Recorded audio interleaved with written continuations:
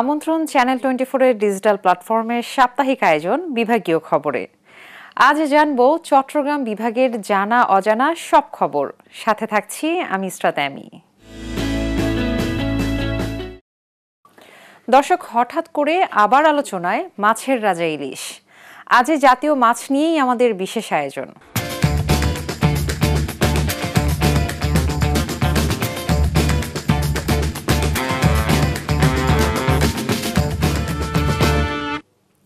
চাঁদপুরকে বলা হয় ইলিশ বাড়ি। সবচেয়ে সুস্বাদু ইলিশ মেলে এই জেলায়। কেন সেখানকার ইলিশ এত বিখ্যাত, কেনই বা ইলিশের এত দাম, জানবো সেসব গল্প। জানাচ্ছেন আল ইমরান শোভন। এখন চলছে ইলিশের ভর মৌসুম। প্রতি বছরের জুলাই, আগস্ট এবং সেপ্টেম্বর এই 3টি মাস ইলিশের ভর মৌসুম হিসেবে ধরা হয়। চাঁদপুরের পদ্মা, মেঘনা নদী ইলিশের এখন জেলেরা ব্যস্ত সময় কাটাচ্ছে। তবে ইলিশ সরবরাহ কাঙ্ক্ষিত না হওয়ার কারণে ইলিশের দাম এখন বাড়তি। পাশাপাশি ভারতে যে ইলিশ রপ্তানি হচ্ছে তার প্রভাবও বাজারে পড়তে শুরু হচ্ছে। প্রতিটি ইলিশের দাম গত কয়েকদিনে 100 থেকে 200 টাকা পর্যন্ত বৃদ্ধি পেয়েছে। ইলিশ ভোজন রসিকরা বলছেন যে এই মৌসুমে তাদের প্রত্যাশা ছিল হাতের নাগালে ইলিশের দাম থাকবে, কিন্তু ইলিশের যে উচ্চ মূল্য তা নিয়ে তারা বেশ হতাশা এবং ক্ষোভ প্রকাশ করেছেন। আমি যদি আজকের একটি ইলিশের বাজার দরটি দেখাই, সেটি হচ্ছে 1 কেজি পরিমাপের যে ইলিশটি রয়েছে সেটি বর্তমানে বিক্রি হচ্ছে 1800 থেকে 1900 টাকা দরে। আর মাঝারি সাইজের যে ইলিশটি রয়েছে সেটি বিক্রি হচ্ছে 1500 থেকে 1600 টাকা দরে। আর ছোট আকৃতির যে ইলিশ রয়েছে সেটি বিক্রি হচ্ছে 1000 থেকে 1200 টাকা কেজি দরে। ব্যবসায়ীরা বলছেন ইলিশের চাহিদা প্রচুর থাকার কারণে এবং সরবরাহ কম থাকার কারণে ইলিশের দাম বেশ বাড়তি, ক্রেতাদের অধিক মূল্যে কিনে খেতে হচ্ছে। চাঁদপুরের যে ইলিশটা, এটা হলো আপনার ফ্রেশ থাকে। আর নামার যে ইলিশটা, এটা হলো অরিজিনাল চাঁদপুরের। আর নামার যে ইলিশটা, এটা হলো নামার ইলিশটা, বরিশালের ইলিশ। হ্যাঁ, এটা হলো বডি ফুল লাল, প্লাস এগুলি সবগুলো কালো। ঠিক আছে, আপনার এটা ডিসকালার। কারণ আসলে কয়েকটাই আছে, যেমন আপনার চাঁদপুরে যে পদ্মা মেঘনা নদীর যেই পানি, সেই পানির গুণাগুণ কিন্তু অন্যান্য দক্ষিণাঞ্চলের পানি থেকে পদ্মা মেঘনা নদীর পানি অনেক আপনার বেশি ফ্রেশ। অনেক আকাশ পাতাল ব্যবধান। 500 গ্রামের একটা মাছ নিবার যায় যদি ওইটার দামে 1300 টাকা 1400 টাকা, মাছ দিব কেমনি আমরা? ঢাকা থেকে আসে যদি এরকম সিচুয়েশনে ভরা লাগে তাহলে তো হইলো না বিষয়। শুরু থেকে ইলিশের আমদানি কম, দেখেন না যেই পরিমাণ আমদানি তার চেয়ে চাহিদা অনেক বেশি।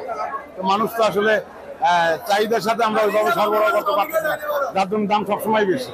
সেই শুরু থেকেই একেবারে নিচে 1 কেজি ইলিশ মাছ আসছে 1600 টাকা, এখনো 1700, 1750, 1800 এইভাবে চলতেছে। যদি রপ্তানি করা চিন্তা করে তাহলে রপ্তানির ইনকাম হবে। আর তারা কমিটমেন্ট দিয়ে কেন আগে দেশের মানুষ না খাবে, তারা কেন ইলিশ মাছ তারা দিল? এটা আমার কাছে জনগণের প্রশ্ন, আমার কাছে প্রশ্ন।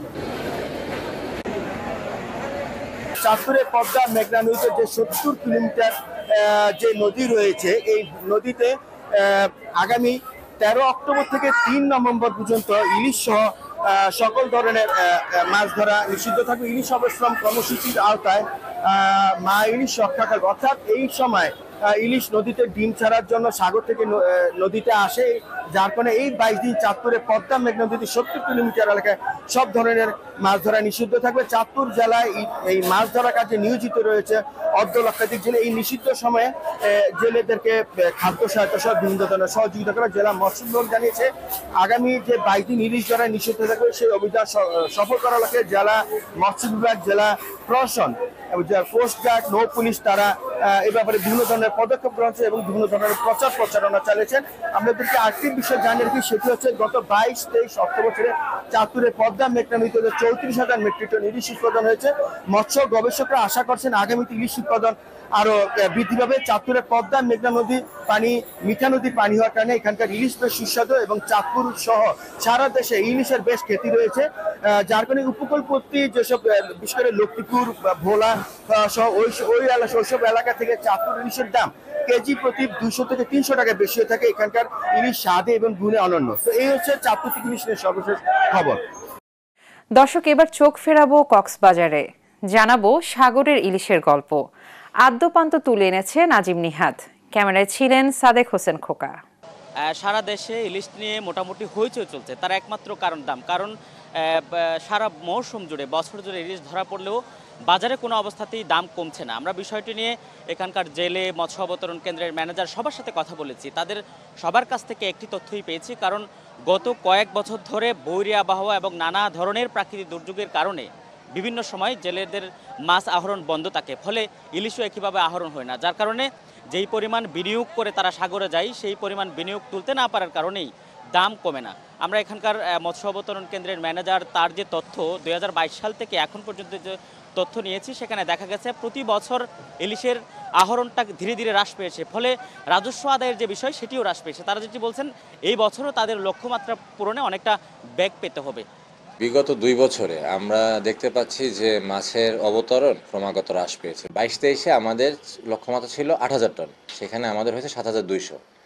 23-24 যেটা মানে গত বছর গেল যেটা, সেখানে আমাদের লক্ষ্যমাত্রা ছিল 8,000 টন, সেখানে আমার বেশ কম মাছ হয়েছে, সেখানে 6,000 টনের মতো মাছ আমাদের এখানে অবতরণ করা হয়েছে। এবং এই মাসে প্রায় 4টা থেকে 5টার মতো সিগন্যাল পড়ছে। তো এইসব কারণে আমাদের এবার মাছের অবতরণ কম হচ্ছে। আর যেহেতু মাছের অবতরণ কম হচ্ছে তাহলে মাছ তারা ধরতেও পারতেছে না, এবং ধরতে না পারার কারণে ইলিশ অথবা যেই মিশ্রিত মাছ অথবা ম্যাকারেল যেগুলোই রিঠা যেগুলোই হোক সেগুলো মানে কম আসতেছে আমাদের কেন্দ্রে। এইবার যেহেতু চাহিদা এখন প্রচুর, এখন ইলিশের আমাদের মানে জনসাধারণের সিজন, চাহিদা বেশি, মাছের যোগানটা সিগন্যালের কারণে ওইভাবে আসতে পারতেছে না, এটাও একটা মানে দাম বাড়ার একটা বড় কারণ। একইভাবে এখানকার ব্যবসায়ী এবং জেলে যারা সাথে ট্রলার মালিক, আমরা প্রত্যেকের সাথে কথা বলেছি, তারা যেটি বলছেন যে তাদের যেই পরিমাণ বিনিয়োগ করে তারা সাগরে যায় সেই পরিমাণ বিনিয়োগের বিপরীতে তাদের ইলিশ ঠিকভাবে আহরণ হয় না, কারণ সাগরে দিনের পর দিন বৈরী আবহাওয়া লেগে থাকে। 2 মাসের মধ্যে আমরা যেটি পেয়েছি, সর্বশেষ 2 মাসের মধ্যে তারা 1 মাস সাগরে মাছ ধরতে যেতে পারেনি, এবং সেই সাথে বিভিন্ন সময় নিম্নচাপ, লঘুচাপ, সাথে নানা ধরনের প্রাকৃতিক দুর্যোগ, এবং তারা আরও একটি দোষারোপ করছেন যে বড় বড় জাহাজের মাধ্যমে যে ট্রলিং করে মাছ আহরণ করা হয় সেটিও নির্বিচারে মাছগুলো নিধন করে ফেলে, ফলে তাদের ইলিশ আহরণটা দিন দিন কমে আসছে। সে কারণে যারা বাজারে এসে ইলিশগুলো অনেক বেশি দামে কিনতে হয় গ্রাহকদের। যারা ট্রলিং জাল বলতেছে এরা মাটির নিচে 1 ফুট গভীরে ঢুকাই দিয়ে জালটাকে টানতেছে, তাহলে ওখানে মাছের, আমাদের যেমন ঘর বাড়ি আছে মাছেরও ঘর বাড়ি আছে, তাহলে ওখানে মাছের প্রাচীনগুলো ভেঙে যাচ্ছে, যার কারণে আমাদের দেশ থেকে মাছ বিলুপ্ত হয়ে যাচ্ছে। আমরা আজকে গেছি, কালকে চলে আসছি 5,000 10,000 ইলিশ মাছ নিয়ে, আর আজকে 10 দিন ফিশিং করার পরও আমরা 200 ইলিশ মাছ পাচ্ছি না, আমাদের দেশ থেকে মাছ কমে যাচ্ছে। সাগরের ওয়েদার অনেক খারাপ, ঠিক আছে, 3 নম্বর সিঙ্গেল, এরপরে আপনার বরফের দাম বেশি, তেলের দাম বেশি, বুঝছেন, আর তো এখানে মাছ পাচ্ছেন অনেক কম ফুটে, তাই এই কারণে মাছের দাম বেশি।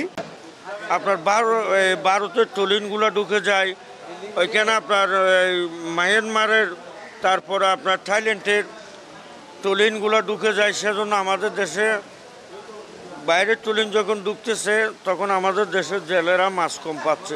সাগরের ইলিশের সাথে নদীর যে ইলিশ, এটির মূল পার্থক্য বলা হয় স্বাদে, কিন্তু বিষয়টি নিয়ে আমরা কথা বলেছি বিশেষজ্ঞদের সাথে, তারা যেটি বলছেন যে ইলিশগুলো যখন সাগরে থাকে সেই সময় তারা লবণাক্ত থাকে, তারা যখন ডিম দেওয়ার জন্য নদীতে ঢোকে তখন ধীরে ধীরে তাদের মধ্যে কিছুটা লবণাক্ততা কমে যায়, ফলে অনেকেরই মনে হয় যে স্বাদ কিছুটা ভিন্ন থাকে নদীর ইলিশের। সেই সাথে স্বাদ যাই হোক, সাইজে যাই হোক, দাম কিন্তু কোনো অবস্থাতেই কমছে না।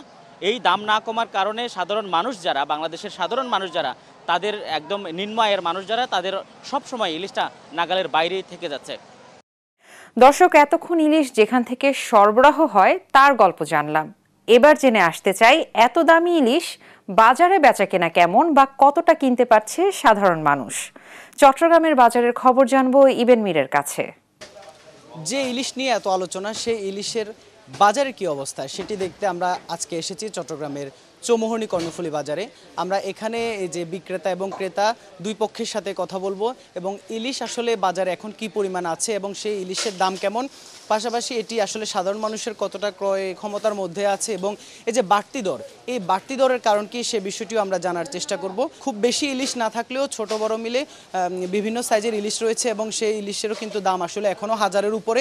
যেগুলো ছোট সাইজের ইলিশ সেগুলো কিন্তু 1200-1300, এবং যেগুলো কিছুটা বড় সেগুলো কিন্তু 1800 ২,৫০০ টাকার উপরেও পর্যন্ত ইলিশের দাম গিয়ে ঠেকেছে। ইলিশের সরবরাহ কিন্তু আসলে এই মুহূর্তে কিছুটা কম রয়েছে এবং কিছুদিন পর কিন্তু ইলিশের সরবরাহ আরও কিছুটা বাড়ার আশা করছেন বিক্রেতারা।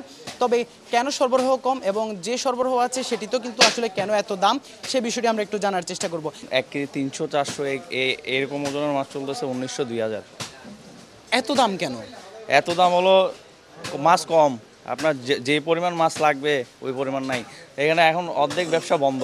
বাংলাদেশে যেহেতু মাছের রাজা ইলিশ, জাতীয় মাছ ইলিশ, সে কারণে কিন্তু আসলে ইলিশের প্রতি মানুষের যে ঝোঁক সেটি অন্যান্য মাছের তুলনায় বেশি থাকে। কিন্তু আসলে গরিব বা মধ্যবিত্তরা কবে আসলে সবশেষ ইলিশ খেয়েছিল সেটিও আসলে তাদের স্মরণে নেই, যার কারণে ইলিশকে তারা বলছেন যারা উচ্চবিত্তের লোক তাদের কাছে কিন্তু মূলত তাদের পাতেই মূলত ইলিশ উঠে।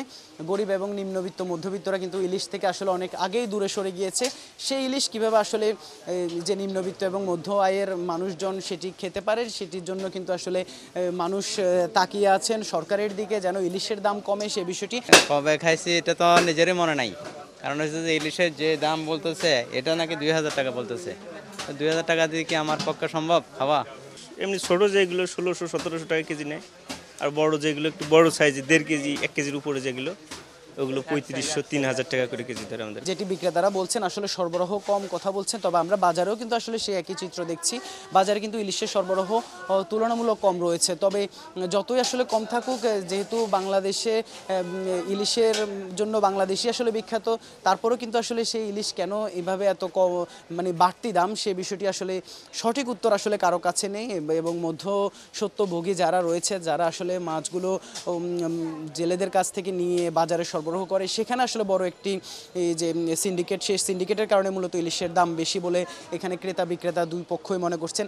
এখন তো মনে করেন ইলিশ মাছ তো মনে করেন নদীতে তো কম পাওয়া যাচ্ছে, এই জন্য তো মনে করেন এখন ইলিশের দাম বেশি একটু, এই জন্য বাজারে তো মাছ কম আসতেছে। এই যে এত দাম কেন? যেটি না জাতীয় মাছ না, খাইতে চাইতেছে না খাইয়ে ফেলে দেবো, তারপরে তো দাম কমবো। খাইতে চাইছে 5000 টাকা হইলে 5 মান কিনবে, 1000 টাকা হইলে 1 মান কিনবে, তো দাম হবে না। সাধারণ মানুষ আসলে বলতে চাচ্ছেন, যেটি আসলে বলছিলাম, যে আসলে তারা মনে করছে এটি আসলে উচ্চবিত্তের খাবারে পরিণত হয়েছে। যে ইলিশ একসময় নিম্ন আয়ের মানুষ, মধ্যম আয়ের মানুষ সবাই খেত, সেই ইলিশ আসলে এখন তাদের কপালে জুটে না। শুধুমাত্র যাদের টাকা পয়সা আছে, বিত্তশালী, সেই মানুষরাই আসলে বাজারে আসেন এবং ইলিশ কিনে নিয়ে যান। এই নতুন সরকার আসার পর কিন্তু ইলিশ নিয়ে তুমুল আলোচনা হয়েছে এবং সব মহলে কিন্তু ইলিশ এমন একটি নাম, মাছের নাম যেটি আসলে এখন সর্বত্র আলোচিত হচ্ছে। এবং সেই মাছ বাঙালির পাতে যেন জুটে, বাংলাদেশিরা যেন ইলিশ খেতে পারে, সে বিষয়টির দিকে সাধারণ মানুষ বারবার সরকারি দৃষ্টি আকর্ষণ করছেন এবং যারা এখানে মধ্যস্বত্বভোগী তাদের নিয়ন্ত্রণের জন্য জোর দাবি জানাচ্ছেন। এবার অন্যান্য খবর। জলাবদ্ধতার কষ্ট যেন পিছু ছাড়ছে না নোয়াখালীর মানুষের। বিস্তারিত জানবো সুমন ভৌমিকের কাছে। বৃষ্টি যেন নোয়াখালীবাসীকে একেবারে ছাড়ছে না। আমরা জুলাই মাস থেকেই কিন্তু নোয়াখালীতে অতি বৃষ্টি শুরু হয়েছে। এর মধ্যে সর্বশেষ যদি বলি সেটি হচ্ছে অগাস্ট মাসের 2 তারিখে যখন বৃষ্টি শুরু হয়, সেটি প্রায় 3 দিনের মতো স্থায়ী ছিল। এই 3 দিন যখন বৃষ্টি স্থায়ী হয়, ঠিক তখনই কিন্তু নোয়াখালীতে জলাবদ্ধতা শুরু হয়ে যায়। এর পরবর্তী সময়ে কয়েকদিনের মধ্যে যখন আবার বৃষ্টি কমে যায় বা রোদ দেখা দেয়, তখন কিছুটা পানি সরতে থাকলে 18 তারিখ পুনরায় বৃষ্টি শুরু হয়। 18 তারিখের বৃষ্টিও প্রায় 3 দিন পর্যন্ত টানা হয়েছে। ফলে হচ্ছে নোয়াখালীতে ভয়াবহ জলাবদ্ধতা দেখা দিয়েছে, যেটি বিগত 50 বছরে নোয়াখালীর মানুষ দেখেনি। তারা বলছেন যে এই কয়েকদিনের টানা বৃষ্টিতে কিন্তু নোয়াখালীতে অন্তত 60টি উপজেলা জলাবদ্ধতার শিকার হয়েছে। এখানকার মানুষ পানিতে নিমজ্জিত হয়েছে। যত ম্যাক্সিমাম পাকা এবং আধা পাকা টিন শেড ঘর, প্রত্যেকটি একতলা ঘরের মধ্যেই কিন্তু কারো কারো প্রায় 1 হাঁটু পরিমাণ পানি হয়েছে। এর বাইরে যে রাস্তাঘাটগুলো ছিল সেখানেও কিন্তু হাঁটুর উপরে কোমর পর্যন্ত পানি হয়েছে, কোথাও কোথাও বুক পরিমাণ পানি হয়েছে, যেটি প্রায় 2.5 মাসের মতো, আমরা যদি বলি 2.5 মাসের মতো কিন্তু এটি স্থায়ী হয়েছে। এর পরবর্তী সময়ে এই গত কিছুদিন আবার 8 থেকে 10 দিন বৃষ্টি নেই, তবে অনেক বেশি পরিমাণে রোদ ছিল। ফলে হচ্ছে পানিগুলা অনেকটাই সরে গিয়েছে, বিশেষ করে রাস্তাঘাট থেকে এসব পানি সরে গিয়েছে এবং ঘরের মধ্যখানে যে পানি ছিল সেটিও সরতে শুরু করেছে।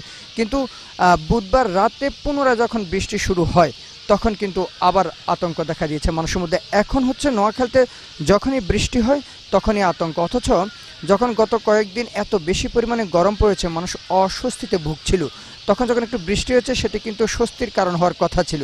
কিন্তু যেহেতু বিগত সময় দীর্ঘদিন পর্যন্ত জলাবদ্ধতার শিকার মানুষ, সেক্ষেত্রে বৃষ্টি হওয়ার সঙ্গে সঙ্গে কিন্তু মানুষের মধ্যে আতঙ্ক দেখা দিয়েছে।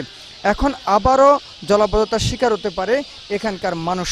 নোয়াখালীর যে জেলা প্রশাসন রয়েছে তাদের সর্বশেষ যে হিসেব সেটি অনুযায়ী কিন্তু যেখানে 21 লাখের মতো মানুষ পানিবন্দী ছিল, এর মধ্যে গত কিছুদিন পর্যন্ত যেহেতু বৃষ্টি হয়নি তখন হিসেবে দেখা গিয়েছে 12 লাখের মতো মানুষ কিন্তু পানিবন্দী ছিল এবং 50,000-এর বেশি মানুষ আশ্রয়ণ কেন্দ্রে ছিল।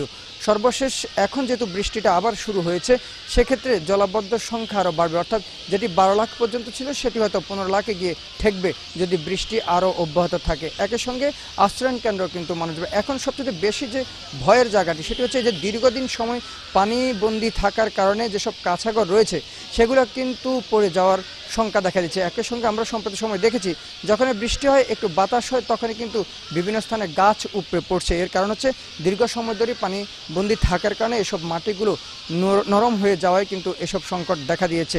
সব মিলিয়ে আসলে নোয়াখালীতে এখন বৃষ্টি মানে আতঙ্ক। এই আতঙ্ক থেকে মানুষকে পরিত্রাণ দেওয়ার মতো প্রশাসনিকভাবে যেসব উদ্যোগ নেওয়ার কথা পানিকে সরানোর জন্য, সেই উদ্যোগ কিন্তু এখনও পর্যন্ত সেভাবে নেওয়া হয়নি, অর্থাৎ প্রশাসনিকভাবে সমন্বিত কোনো উদ্যোগ এখনও পর্যন্ত পরিলক্ষিত হয়নি। ডাকাত ধরতে গিয়ে কক্সবাজারের প্রাণ গেছে তরুণ সেনা কর্মকর্তা লেফটেন্যান্ট তানজিম সারোয়ার নির্জনের। কি হয়েছিল সেদিন জানবো আজিম নিহাদের রিপোর্টে। গেল সোমবার রাত 2:45 কক্সবাজারের চকরিয়ার ডুলহাজরার পূর্ব মাইসপাড়ার এই বাড়িতেই হানা দেয় ডাকাত দল।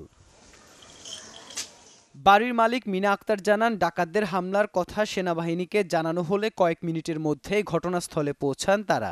ডাকাতদের ধাওয়া করেন সেনা সদস্যরা, পেছন পেছন ধাওয়া করেন লেফটেন্যান্ট তানজিম সারোয়ার নির্জন। কিছুক্ষণ পর মিনা আক্তার বাড়ির অদূরে গিয়ে দেখতে পান রক্তাক্ত অবস্থায় পড়ে আছেন তানজিম। এই সময় মিনার কাছে পানি চান তিনি। মূলত তার সাথে শেষ কথা হয় তানজিমের। আমি চিল্লাইয়ে ওদেরকে বলছি স্যার একটা মারি ফেলছে এরকম বলছি, যার ওরা সবাই দূরে গেছে। গেছারা বলতেছে কি পানি দিয়ে না, পানি দিয়ে না, পানি দিলে মারা যাবে, পানি দিয়ে না এরকম বলছে। তো আমাকে বলতেছে কি ডাকাইতে মারি দিছে আমাকে। এই ঘটনায় এখন পর্যন্ত মূল হোতা মোহাম্মদ বাবুল ও হেলাল সহ 6 জন গ্রেপ্তার হয়েছে। হেলালের বিরুদ্ধে 11 এবং বাবুলের বিরুদ্ধে রয়েছে 3টি মামলা। এর মধ্যে হেলাল জেল থেকে বের হয় গেল 14 আগস্ট। এরপর সে ডাকাত দলের আরও 5 সদস্যকে জামিন করায়। তারাই মূলত অংশ নেয় এই ডাকাতি ও হত্যাকাণ্ডে। বাবুলের বাড়ি চকরিয়ার কাহারি ঘোনায়, যেখানে তার একটি মাংসের দোকান রয়েছে। বাড়িতে পাওয়া যায়নি কাউকেই। স্থানীয়রা জানান বাবুলকে কসাই হিসেবে চেনেন তারা। আমরা দেখছি এখানে বড় বিক্রি করে সব সময় এরকম চিনি আর চিনি না। আজ ডাহাইতো মরতে ভালো লাগতো, মুরগি তো গোসে না এনলা আর কান দুঃখ লাগে না, বহুত খারাপ লাগে না। পাড়ার লোকরা আতঙ্কত মাঝে আসছে এখন বর্তমান, সেজন্য এখন পাড়ার লোকজন একটা কমিটি করিয়ে এখানে পাহারা বসাইছে। আবার ঘটনায় জড়িত বাকিদের ধরতে অভিযান চলছে বলে জানায় পুলিশ ও সেনাবাহিনী। ওদের রেকর্ডভুক্ত ডাকাত তারা এজাহারে 17 জন, অজ্ঞাতনামারা 7 জন ছিলেন। প্রথম দিন 6 জনকে গ্রেপ্তার করা হয়েছে, পর্যায়ক্রমে আরও গ্রেপ্তার হবে। আজকে প্রতিদিনই চলবে, সব আসামি গ্রেপ্তার না হওয়া পর্যন্ত। আমাদের অফিসারদের হত্যাকারী হিসেবে যে ব্যক্তি এবং যে দলটা ছিল তাদের বিরুদ্ধে সর্বোচ্চ দেশের আইন অনুসারে সর্বোচ্চ ব্যবস্থা গ্রহণ করার জন্য যা যা করণীয় আমরা সবই করব। ডুলহাজরা সহ আশেপাশের এলাকায় একাধিক ডাকাত দল দীর্ঘদিন ধরে সক্রিয়। তাদের দমনে সমন্বিত অভিযান চান স্থানীয়রা। Desk report, channel 24। চোখ ফেরাই পাহাড়ে। মাত্র কয়েকদিন আগে পাহাড়ি বাঙালি সংঘাতে উত্তপ্ত হয়ে ওঠে খাগড়াছড়ি ও রাঙামাটি। প্রাণ যায় 4 জনের, ক্ষতিগ্রস্ত হয় বহু মানুষ। সে খবর দেখে আসতে চাই এক নজরে। হিংসার আগুনে লন্ডভন্ড দীঘিনালার লারমা স্কয়ার বাজার, যেখানে এখনো ছড়িয়ে ছিটিয়ে ধ্বংসস্তূপের চিহ্ন। তার মাঝে অঙ্গার জিনিসপত্র খুঁজছেন ক্ষতিগ্রস্ত দোকানিরা। পাহাড়ি বাঙালি সংঘাতের সময় দেয়া আগুনে পড়েছে খাগড়াছড়ির ব্যস্ততম এই ব্যবসা কেন্দ্রের 105টি দোকান, যাতে 55টি বাঙালি আর 50টি পাহাড়ি ব্যবসায়ীদের। একসময় পাশাপাশি বসে ব্যবসা করেছেন, তাই এমন সংঘাত পোড়াচ্ছে তাদের, ঘিরে ধরেছে দুশ্চিন্তাও। মোটামুটি এখানে বাঙালি মোটামুটি 56 নাকি 55, আবার পাহাড়ি কি 50-এর উপরে এরকম মানে আবার কিছু বাড়বে ব্যবসায়িকগতভাবে, কিন্তু এখানে বড় ধরনের কোনো সেরকম কোনো শিল্প প্রতিষ্ঠান নেই, বড় বিজ্ঞ রাজনৈতিক দল নেই। আমরা যারা ব্যবসা করে সামান্য করে খাওয়া মানুষ, কিন্তু আমরা যারা এখন ক্ষতিগ্রস্ত পাহাড়ি বাঙালি সবাই মিলে যখন থাকতে পারি, এক সম্প্রদায় আমরা মিলে এক থাকতে পারি, ভাই ভাই করে থাকতে পারি। পার্বত্য অঞ্চলের মধ্যে দীঘিনালা হচ্ছে খুব শান্ত একটা জায়গা, আমরা জানি। তো সেই জায়গাটা হচ্ছে যে এই ঘটনার সাথে যারা জড়িত তাদেরকে যদি কেউ এখানে যদি পরিকল্পিতভাবে করে থাকে তাহলে সেটাকে খুঁজে বের করা দরকার। খাগড়াছড়ি থেকে ছড়ানো সংঘাতে ভয়াবহ অবস্থা তৈরি হয় রাঙামাটিতে। সেখানে আগুনে 4টি ব্যাংকের শাখা, 89টি দোকান, 18 বসতবাড়ি, 85টি ভাসমান দোকান, 46টি যানবাহন, একটি পুলিশ বক্স ছাড়াও ক্ষতিগ্রস্ত হয়েছে 4টি ধর্মীয় ও সরকারি প্রতিষ্ঠান। সব মিলিয়ে ক্ষতির পরিমাণ প্রায় 9 কোটি টাকা। একটা মেশিন আমার, এটা দিয়ে আমি চলি, এখন আমি কি নিয়ে চলবো? আমাদের ঘরে আছে 5 জন ফ্যামিলি। আমার দোকানে 80 লাখ টাকা মতো ছিল, সবগুলো নিয়ে গেছে আর দোকানে আগুন লাগে। এবার আবার নতুন করে পুরে দিল। তো এইভাবে আমরা কয়বার পুরো খাবো, কয়বার দিতে হবে। ক্ষতিগ্রস্তদের ক্ষতিপূরণ দেওয়ার পাশাপাশি ভবিষ্যতে এমন সংঘাত বন্ধ এবং পাহাড়ে সম্প্রীতি রক্ষায় ওয়ার্ড থেকে জেলা পর্যায়ে কমিটি করার কথা জানিয়েছে প্রশাসন। এখানে যারা ক্ষতিগ্রস্ত হয়েছে সেই ক্ষতিগ্রস্ত তালিকাটা আমরা করেছি, সেটা আমরা মন্ত্রণালয়ে প্রেরণ করেছি। যারা বিভিন্ন সম্প্রদায় আছে আমরা বেশ কয়েকবার মিটিং করেছি, যাতে এই ভুল বোঝাবুঝি না হয়। আর ভুল বোঝাবুঝি হলে আমরা কর্তৃপক্ষের সাথে আলাপ করে বিষয়টা মীমাংসা করতে পারি। দীঘিনালায় এক যুবকের মৃত্যুকে কেন্দ্র করে গত বৃহস্পতি ও শুক্রবার 2 জেলায় সংঘাতে প্রাণ যায় 4 জনের, আহত হয় শতাধিক। Desk report, channel 24। দর্শক, মনে করিয়ে দিতে চাই, চট্টগ্রামে গান গেয়ে উল্লাস করে যুবক শাহাদাত হত্যার ঘটনা, যা নাড়া দিয়েছে সব মানুষকে। এ ঘটনায় ধরা পড়েছে 3 জন। কেন তাকে এভাবে বর্বর কায়দায় মারা হয়েছিল, জেনে আসবো তার কারণ।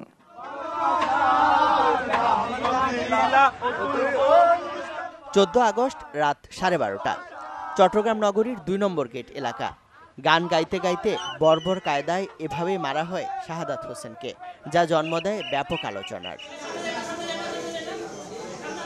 ঘটনার 1 মাস 10 দিন পর মঙ্গলবার রাতে ধরা পড়ে জড়িত 3 জন। পুলিশ জানায়, শাহাদাতকে 2 নম্বর গেট এলাকায় দফায় দফায় পিটিয়ে গুরুতর আহত করার পর হাসপাতালে না নিয়ে ফেলে দেওয়া হয়েছিল প্রবর্তক এলাকায়। লাশটা কিন্তু 14 তারিখ সারাদিন সিএসি এর সামনে ছিল। এটা মামলাও হয়েছে থানায় গত 15 আগস্ট। তো এতদিন অজ্ঞাত ছিল কে বা কারা মারছে। যখনই ভিডিওটা ভাইরাল হয় তখন অজ্ঞাত লাশের সাথে এই ভাইরাল ভিডিও ছবির সাথে মিল পাওয়া যায়, তখন আমরা এটা নিয়ে কাজ শুরু করি। এটা পেয়ে মোটামুটি এটা আমরা একটা ক্লিয়ার আইডিয়া পেয়ে গেছি এবং এই আইডিয়ার ভিত্তিতে, এই তথ্যের ভিত্তিতে আমরা প্রথমে গ্রেপ্তার করি জুয়েলকে। ওই গ্রুপে জুয়েলের নাম আছে জুয়েল চৌধুরী এফএক্স। পুলিশ বলছে 16 শহর এলাকায় মাটি বালুর ব্যবসা করত ফরহাদ আহমেদ চৌধুরী জুয়েল নামে একজন। ক্ষমতার বদলের পর প্রভাব বিস্তারের জন্য চট্টগ্রাম ছাত্র জনতা ট্রাফিক গ্রুপ নামে হোয়াটসঅ্যাপ গ্রুপ খুলে সে, যদিও সে গ্রুপে প্রকৃত কোনো শিক্ষার্থী ছিল না। সে গ্রুপেই মূলত ছিনতাইকারী ধরা হয়েছে বলে পোস্ট দেওয়ার পর তার লোকজন এসে পিটুনি দেয় শাহাদাতকে।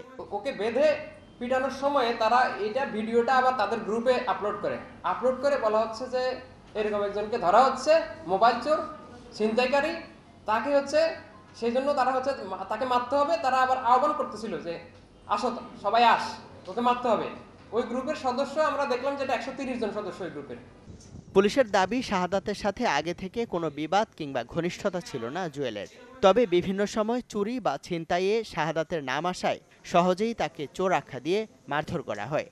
তাদের সাথে কোনো পূর্ব পরিচয় বা কোনো ধরনের কোনো সম্পর্কই নাই, শুধুমাত্র ছিনতাইকারী সন্দেহে তাকে এভাবে মারধর করা হয়। এখানে মূলত ছাত্র জনতা নাম দিলেও এখানে বিভিন্ন ধরনের লোকজন জড়িত আছে। ছাত্ররা, সাধারণ ছাত্ররা এটার সাথে কোনোভাবে জড়িত না। জুয়েল ছাড়া গ্রেপ্তার বাকি 2 জন হলো তার সহযোগী সালমান ও আনিসুর রহমান ইফাত। ইমদাদুল হক, চ্যানেল 24, চট্টগ্রাম। আপনারা নিশ্চয়ই অনেকেই দেখেছেন রাঙামাটির ঝুলন্ত সেতু, যেটিকে বলা হয় পাহাড়ি এই জনপদের পর্যটনের আইকনিক স্থাপনা। সেটিরই গল্প জানাচ্ছেন জিয়াউল হক। যারাই রাঙামাটিতে বেড়াতে আসেন তাদের কাছে অন্যতম একটি আকর্ষণীয় কেন্দ্র রাঙামাটির শহরের শেষ প্রান্তে তবলছড়ি এলাকায় এই ঝুলন্ত সেতুটি। বাংলাদেশ পর্যটন কর্পোরেশন 1986 সালে দুই পাহাড়ের মাঝখানে 335 ফুটের দীর্ঘ সেতুটি নির্মাণ করেছিলেন। এই সেতুটির কারণে এখানকার মানুষজন বা যারা পর্যটকরা বেড়াতে আসেন তাদের কাছে অন্যতম একটি আকর্ষণীয় কেন্দ্র হিসেবে পরিচিতি লাভ করেছে, যাকে বলা হয় সিম্বল অফ রাঙামাটি। এই সেতুটির ছবি তুলতে এবং বা এই সেতুটি যারা ছবি তুলেন এবং এই সেতুটি দিয়ে আসলে রাঙামাটিকে মানুষ চিনতে পারেন। এই সেতুর মাধ্যমে রাঙামাটির পরিচিতি লাভ করেছে দেশসহ বিশ্বব্যাপী। যারা রাঙামাটিতে বেড়াতে আসেন তারা সবসময় চেষ্টা করেন সেতুটিতে একবার ঘুরে যেতে এবং চান ক্যামেরায় স্মৃতিবন্দী হয়ে এই স্মৃতিটি নিয়ে যেতে। রাঙামাটিতে যদি কেউ এই স্থানটিতে ঘুরে না যান তাহলে রাঙামাটিতে বেড়াতে আসা তার অপূর্ণ রয়ে যায়।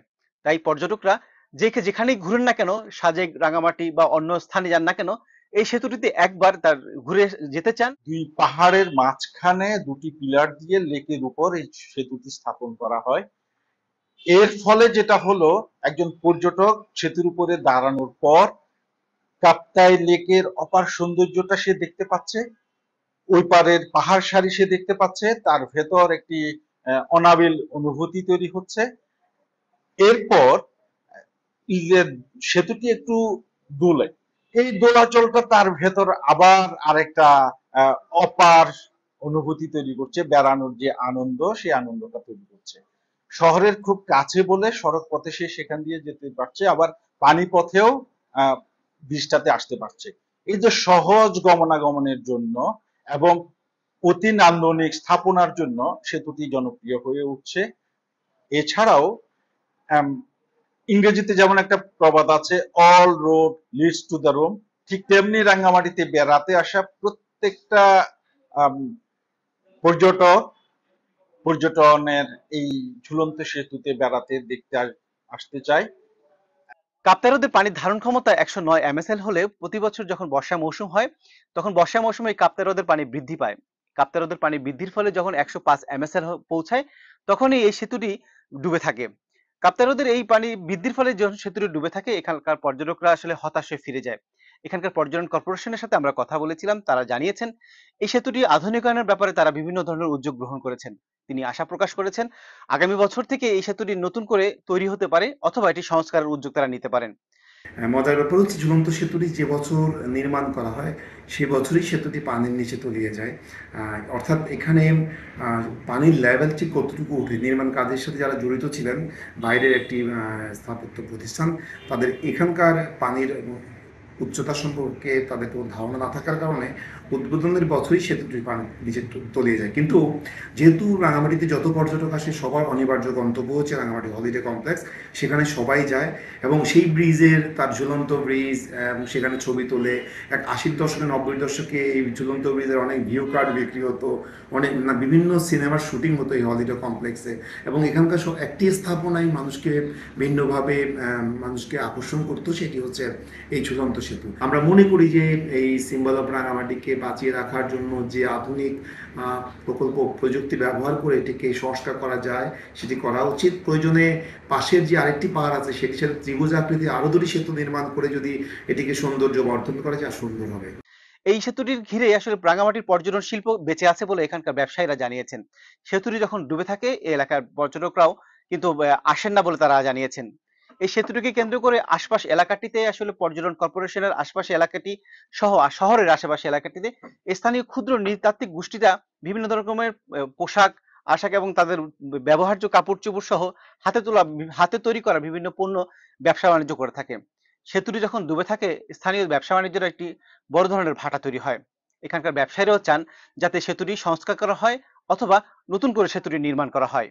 দর্শক, এই ছিল আজকের আয়োজন। চট্টগ্রাম বিভাগের বিশেষ খবর নিয়ে আবারও হাজির হব আগামী শুক্রবার। সে পর্যন্ত ভালো থাকবেন। ধন্যবাদ সবাইকে।